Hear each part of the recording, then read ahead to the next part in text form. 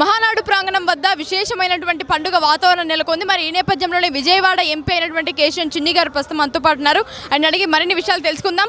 Sir చెప్పండి sir, అసలు ఈ మహానాడు కడపలో నిర్వహించడం ఎలా అనిపిస్తోంది సార్? బ్రహ్మాండంగా ఉంది. మొట్టమొదటిసారిగా కడపలో మహానాడు ఏర్పాటు చేయడం, అందులో మమ్మల్ని మంచి మెజార్టీతో కడప జిల్లా మొత్తం కూడా తెలుగుదేశాన్ని అత్యధిక సీట్లు వచ్చినాయి చరిత్రలో, ఎప్పుడు తెలుగుదేశం చరిత్రలో. కాబట్టి ఇటువంటి మహానాడు కడపలో జరగడం కడప ప్రజలు కూడా చాలా ఆనందంగా వ్యక్తం చేస్తున్నారు. మరిన్ని ఈ మహానాడులో మరి తీర్మానాలు కూడా పలు తీర్మానాలు ఆమోదించడం జరిగింది. కొద్దిసేపట్లో మా గౌరవ ముఖ్యమంత్రి గారిని ఏకగ్రీవంగా జాతీయ అధ్యక్షులుగా ఎన్నుకోవడం జరుగుతుంది. అలాగే సార్, ఫస్ట్ టైం కడప జిల్లాలో ఈ విధమైనటువంటి మహానాడు కార్యక్రమం ఏర్పాటు చేయడం జరిగింది. అది కూడా మాజీ సీఎం జగన్మోహన్ రెడ్డి ఇలాకా అయినటువంటి ఈ కడపలో జరగడం ఇది మొదటిసారి. మరి జగన్కు చెక్కు పెట్టే విషయంలో ఇది ఒక పెద్ద ఘట్టంగా అని చెప్పుకోవచ్చా? అసలు జగన్కి ఎప్పుడో చెక్కు పెట్టాము, మళ్ళీ ఇది మహానాడు వల్ల చెక్కు పెట్టడమా? ఆ ఉన్న పులివెందుల సీటు కూడా వదిలిపోద్ది మా మహానాడు వల్ల. జగన్ అనేవాళ్ళు ఎప్పుడో ప్రజలు కాలగర్భంలో కలిపేశారు. ఇంకా బుద్ధి మారలేదు, మనిషి యొక్క తత్వం మారలేదు, బోధపడలేదు. కాబట్టి ఆ ఒక్క సీటు కూడా అతను దక్కించుకునే పరిస్థితి లేదు. సార్, లోకేష్ గారికి పెద్ద పదవి కూడా ఇవ్వడం జరిగింది. చెప్పేసా మా కోరిక చెప్పా. ఓకే, సో చూసారు కదండి, ఇది కేశవన్ చిన్ని గారితో మహానాడుకు సంబంధించినటువంటి వివరాలు. మరో వ్యక్తితో మరో కలుద్దాం. మళ్ళీ నమస్తే సార్. ప్రస్తుతం మనతో పాటు ఉన్నారు పిఠాపురం మాజీ ఎమ్మెల్యే వర్మ గారు. అసలు ఈ మహానాడు మన కడపలో జరుపుకోవడం ఎలా ఉందో ఆయన మాటలను తెలుసుకుందాం. సార్ నమస్తే సార్, చెప్పండి, అసలు మొట్టమొదటిసారిగా కడపలో ఈ మహానాడు నిర్వహించడం జరిగింది.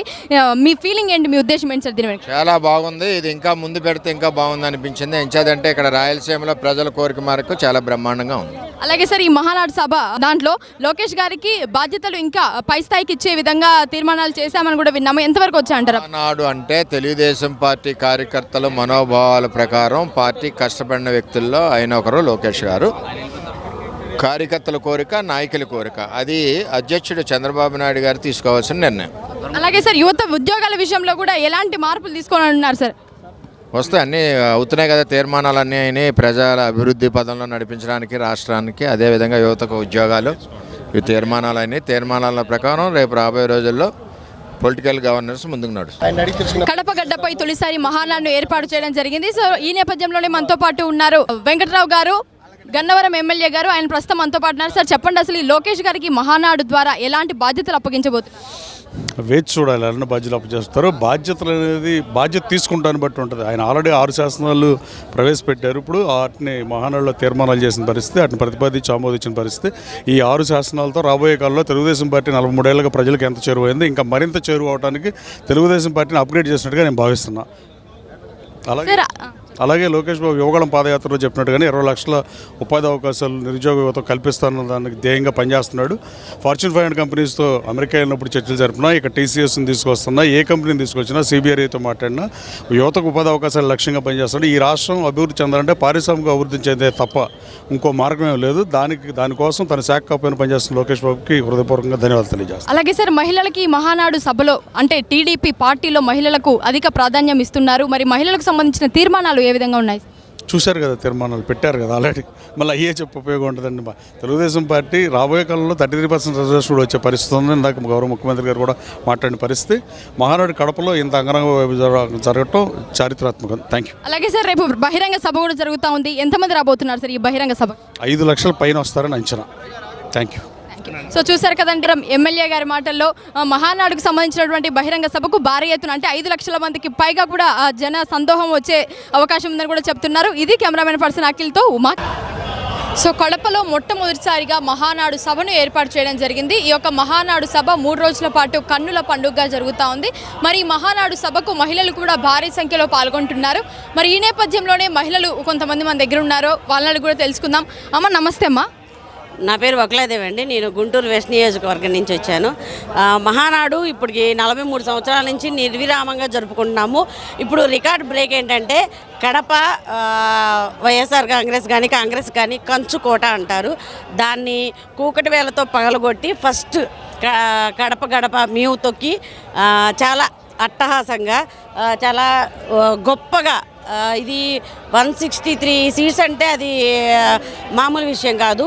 ఇది కూటమి విజయం అని అనుకుంటున్నప్పటికీ కూడా ఇండివిజువల్గా వచ్చినా కూడా టీడీపీ గెలిచేది. కానీ జాతీయ ప్రయోజనాలు దేశవ్యాప్తంగా కూడా డెవలప్ చెందాలి అంటే బీజేపీతో డెఫినెట్గా దోస్తీ అయితే బాగుంటుంది. కేవలం మొదటి నుంచి కూడా రాష్ట్ర ప్రయోజనాలే ముఖ్యంగా చంద్రబాబు నాయుడు గారు ఈ నిర్ణయం తీసుకొని నిజంగా ఆంధ్రుల ఆరాధ్య దైవం మన ఎన్టీ రామారావు గారు ఆయన తెలుగువారి ఖ్యాతిని జాతీయ స్థాయికి తీసుకెళ్తే చంద్రబాబు నాయుడు గారు అంతర్జాతీయంగా అసలు తెలుగు వాళ్ళు ఎవరు అని గొప్పగా తీసుకొచ్చే స్థాయికి తెచ్చారు. మాకు చాలా గర్వకారంగా ఉందండి. అదిగాక తెలుగుదేశం అంటే తెలుగు మహిళలకు చాలా క్రమశిక్షణతో ఉండి ఎక్కువ విలువ ఇస్తారనమాట. మోరోవర్ ఇంకొకటి ఏంటంటే బీసీలకి ఏదైనా పట్టం కట్టిన పార్టీ మొట్టమొదటి నుంచి ఏది ఉంది అంటే మాత్రం నన్నదద్దాని టీడీపీ అండి. ఇప్పుడు వీళ్ళు కాపీ కొట్టి ఇవ్వటమే తప్పించి జస్ట్ తాయిలాలు ఇవ్వటమే కానీ సంక్షేమం అనేది అభివృద్ధి రెండుని ఒక ఘాటిన కట్టి అవుతుందే కానీ జస్ట్ తొగ్లక్ పాలన చూశారు. వన్ ఛాన్స్ అని ఒక అభూత కల్పనతో ఈ నారాసుర చరిత్ర అని ఇవన్నీ అన్ని బుల్షిట్ అన్ని అర్థమైపోయింది. సీఎం కొడుకుగా వచ్చాడు కానీ అసలు తను చదువులో చూసుకున్న రాజశేఖర రెడ్డి గారు ఆయన మొదటి నుంచి ఒక పొలిటీషియన్గా ఉన్నాడు కాబట్టి కేవలం పొలిటీషియన్ కొడుకుగా మాత్రమే ఉండి అతనికి ఎన్ని బ్యాడ్ హ్యాబిట్స్ ఉన్నా కానీ అలా సీఎం అవ్వాల్సిన పరిస్థితి మన కర్మగాలి అలా అయ్యాడు అంతే. He is an accidental CM, ఫర్దర్గా రాదు. 100% అక్కడ నాయకులకి ఎంత విలువ ప్రజలు ఇచ్చారో తెలుసు. ఇక్కడ మహిళలకి కూడా చాలా వేరియేషన్ ఉంటుందండి. వాళ్ళ పరిపాలన కానీ నాయకులు కానీ మహిళా వీళ్ళ కానీ క్యాడర్ చాలా డిఫరెంట్గా ఉంటుంది అనమాట.